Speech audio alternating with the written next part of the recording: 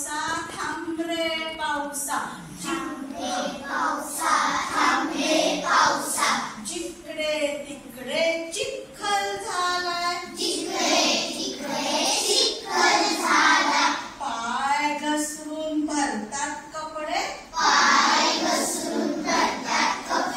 तुझा आता वीट आलाय, जाता येता शाळेत माझे, गुडघ्यापर्यंत भरतात पाय, कान धरून आई म्हणते, नाचत नाचत आलास काय, सर्दी पडसे खोकला ताप, येतो म्हणता भिजून भिजून, कडू औषध देतात डॉक्टर, भरी मोठी बाटली भरून, घागर मडके गेले वाहून, पाऊस खाली थांबत नाही, पडल्याशिवाय छान ऊन, मुळीच आता बोलणार नाही. आई आवडते. आणि लहान मुलं जी असतात सगळी तुमच्यासाठी, त्यांना खूप प्रश्न पडत असतात. त्यांना सारखं वाटत असतं की हे असं का आहे, हे कसं का आहे. आणि जेव्हा मुलं लहान असतात तेव्हा त्यांना सगळं शिकायची आवड असते. त्यांना सगळं लवकर आपल्याला कळावं असं वाटतं. आणि मग त्यांना खूप प्रश्न पडतात. मग ते प्रश्न कोणाला विचारतात? जास्ती करून त्या आईला विचारतात घरी असले की, हो की नाही. आणि घरात शाळेत असेल की टीचर्सला विचारतात. आता ही एक अशीच कविता आहे ज्याच्यामध्ये त्या मुलांनी असे प्रश्न विचारले आईला. काय काय विचारले ते पाहूया. दिवसभर पावसात असून सांग ना आई, दिवसभर पावसात असून सांग ना आई, झाडाला खोकला कसा होत नाही, झाडाला खोकला कसा होत नाही. दिवसभर खेळून सुद्धा सांग ना आई, दिवसभर खेळून सुद्धा सांग ना आई, वारा कसा जराही दमत नाही, वारा कसा जराही दमत नाही. रात्रभर पाढे म्हणून सांग ना आई, रात्रभर पाढे म्हणून सांग ना आई, बेडकाचा आवाज कसा बसत नाही. बेडूक ओरडतात माहितीये ना, डराव म्हणतात त्याच्या ओरडतात. आणि ते एकदा ओरडत बसले की ओरडतच बसतात. तर मग त्यांनी काय म्हटले की ते बेडकाचं ओरडणं म्हणजे पाढे, असं आपलं त्या कविता लिहिणाऱ्यांनीच ठरवलंय. आणि मग ते म्हणतात की बेडकाचा आवाज कसा बसत नाही.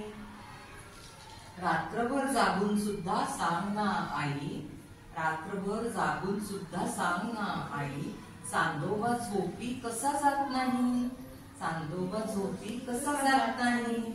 दिवसभर काम करून सांग ना आई, दिवसभर काम करून सांग ना आई, तुला थकवा कसा येत नाही, तुला थकवा कसा येत नाही.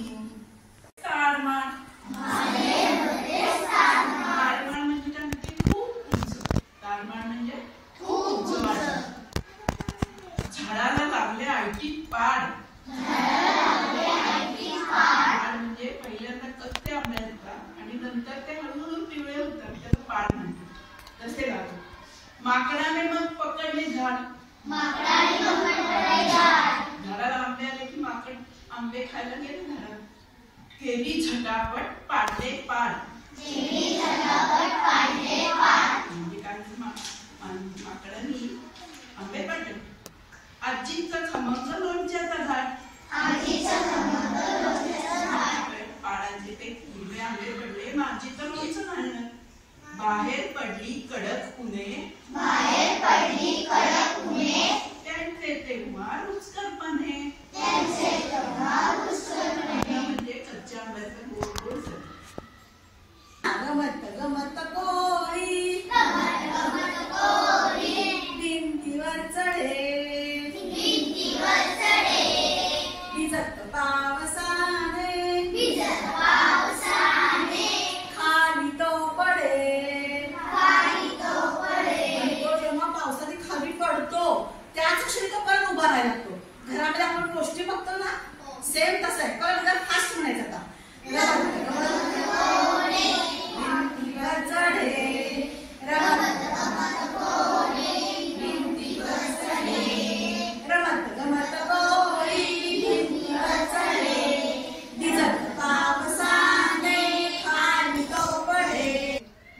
गुंडोराव गडबडे त्यांचं नाव. काय? गडबडे. ते काय काय करतात आता ते ह्या कवितेत लिहिलेलं आहे. याचे कवी आहेत मंगेश पाडगाव. गुंडोराव गडबडे भलतेच होते धडपडे. गुंडोराव गडबडे भलतेच होते धडपडे. इकडे पहा तिकडे पहा अंगावरती सांडला चहा. गुंडोराव गडबडे भलतेच होते धडपडे. खाण्याची घाई लावली आपलीच आपण जीभ चावली. गुंडोराव गडबडे भलतेच होते धडपडे. धावता धावता घसरले रस्त्यावरती पसरले. गुंडोराव गडबडे भलतेच होते धडपडे. माझे नाव चिंच आडनाव वाकडे छेडतात मला मुले आणि माकडे. भाऊ माझा उगालेला सावळा माझी सासू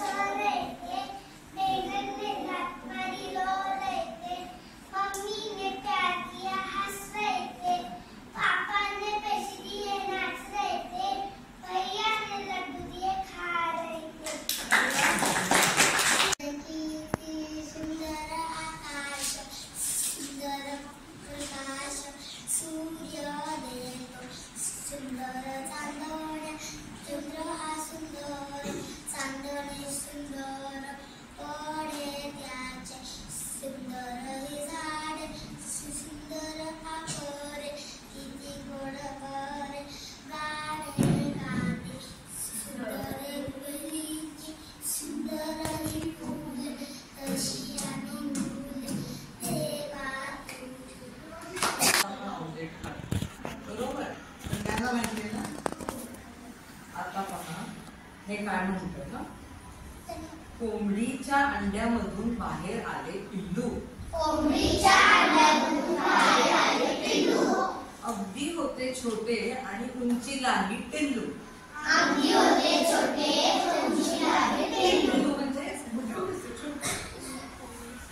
कोंबडी म्हणाली पिल्लू बाय सांग तुला हवे काय.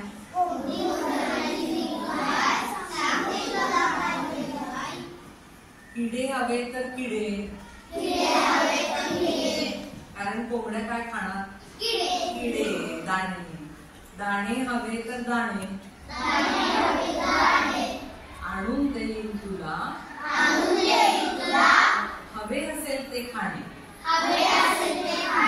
ही कोंबडी पण त्या पिल्लाची आईच आहे ना, तर तुम्हाला जशी तुमची आई खायला होती तशी ती पण त्याला खायला देते. तर पिल्लू काय म्हणालं सांगते. पिल्लू म्हणालं आई दुसरे नको काही, छोट्याशा कपामध्ये चहा भरून दे, मला एका अंड्याचे ऑमलेट करून दे. त्यांनी केली आयडिया. त्याला कळलं छोट्या पिल्लाला की ऑमलेट खातात माणसं. त्याने आईला सांगितलं मला तुझ्या एका अंड्याचं ऑमलेट करून दे. यमुनेचे पाणी पाजा गरजा महाराष्ट्र माझा, जय जय महाराष्ट्र माझा, गरजा महाराष्ट्र माझा.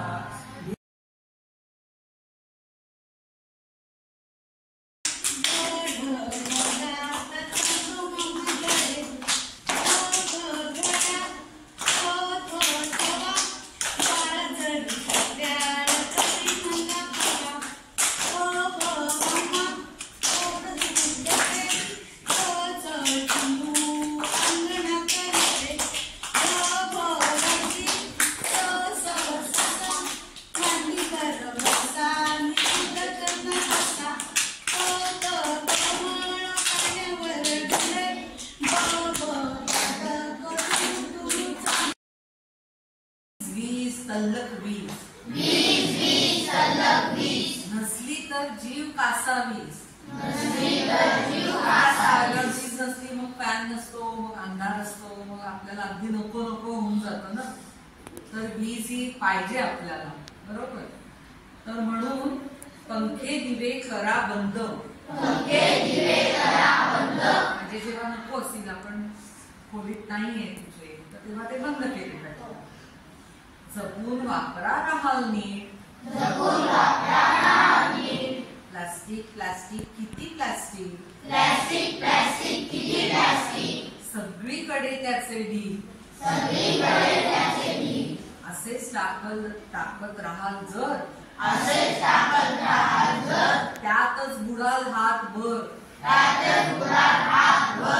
दूर दूर काळा धूर, हवेमध्ये याचा पूर. कमी नाही केला तर राहायला जावे लागेल दूर.